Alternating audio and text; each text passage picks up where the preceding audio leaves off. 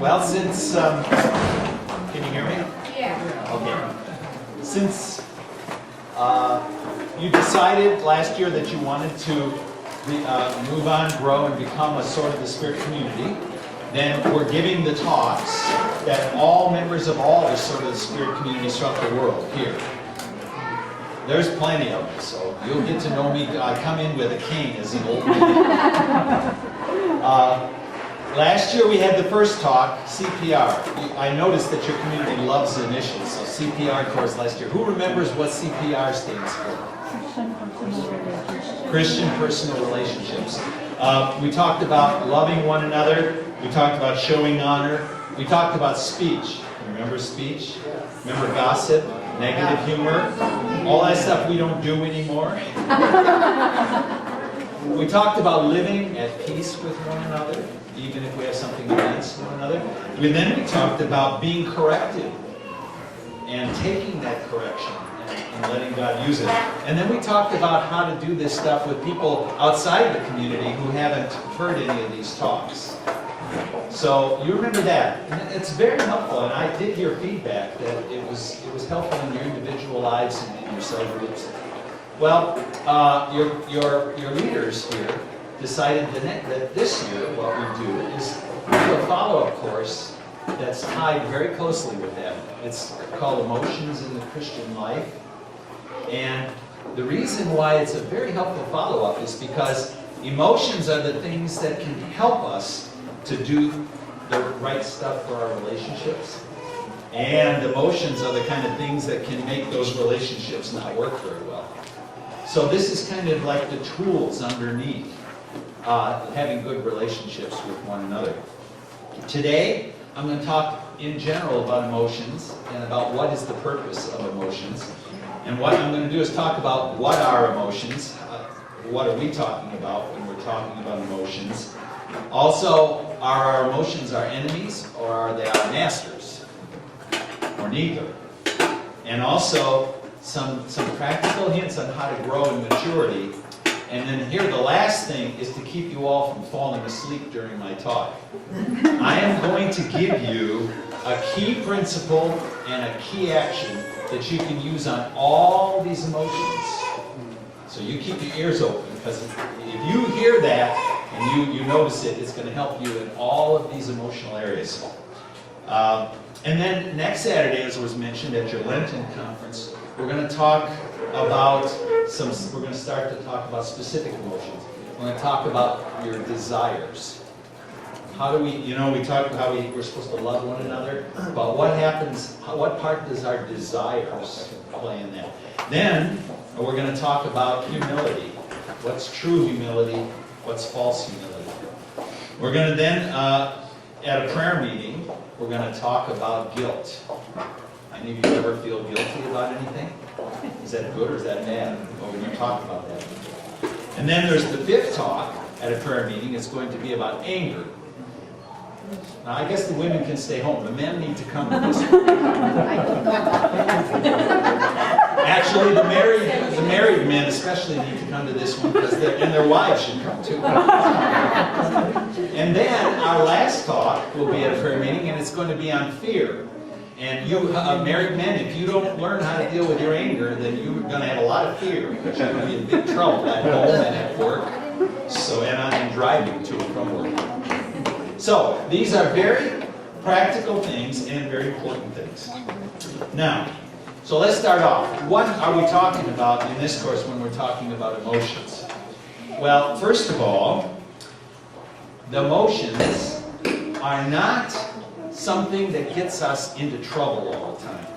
They're not our enemies. They're not things that we wish would go away completely. When I was in college, a young man in my early 20s, I had a cousin, and she had some kind of mental illness. And she was a first cousin, so she was a close cousin. But she wouldn't smile. You never could tell what was going on. She would answer very slowly. She had no emotions at all. And boy, it was hard. It was really hard. You didn't want to, you couldn't talk to her. You didn't even want to be around it. It was so uncomfortable. So if you ever think, oh, I wish this emotion would go away, don't say that, because you would be a very hard person to deal with if you had no emotions. Another thing that we're not talking about here is that emotions are the goal of our life. Now that may sound a little bit strange, but in society, that's exactly what they describe emotions as. Emotions are the things that make life real, make you real, let you communicate the real self inside of you. For example, if you hear anything in society about falling in love, or about the perfect wedding day or something, it's all about passionate love. And if a person isn't passionate, then that's not real love. And that's the way society approaches it, as it's the goal of life to express and experience your emotions the most. Well, brothers and sisters, that's not what God says. And not only that, but it makes your life miserable if that's really what you try and do, which is part of the reason why most of the people in the world are miserable. Because they're really trying to do the wrong thing. Emotions are not supposed to be the goal. They're not supposed to be the enemy. What are emotions then? Well, they're an inner drive that's inside of you, in your heart, and in your mind. There's something that drives you and causes you to react. That's what they are. And that's good, because that's good if we react correctly. They drive us to do the right thing. They give us a motivation to do the right thing. Unfortunately, we experience that something has gone wrong with our emotions, so sometimes they drive us to react and do the wrong thing, right? God built emotions into us, and this is what they are. They're a gift from God. And otherwise, we would be like my cousin, or in fact, you'd be like my cat, that never shows any emotion, even when the cat kind of stands and shakes at the door, so I know it wants to go outside and go to the bathroom. And I come on down and open the door. You think the cat would be happy or smile. Of course, they don't have lips, so they can't smile. But no, they just stand there and won't even decide to walk out the door when they ask me to open it. And that's how we would be, brothers and sisters, if God had not put emotions into us. So it's God's gift to help motivate us to react, and react properly, so we do the right thing. Okay, so are our emotions our enemies? Are they our masters? What are they? Well, we already said, wrong approach number one is to say that they're our enemies, because they aren't. If we approach, and actually a lot of people do approach this way, because as soon as their emotions get them into big trouble, then they say, oh, these are really bad, I got to get rid of them. So what do? Well, they repress them.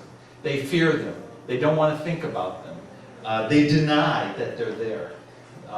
If you lash out at somebody, then as soon as you realize all the trouble it caused, you act as if nothing has happened. You deny that they're there because they're bad things. Another result of this wrong approach, that they're our enemies, is stern discipline. You say, I've got to have more willpower.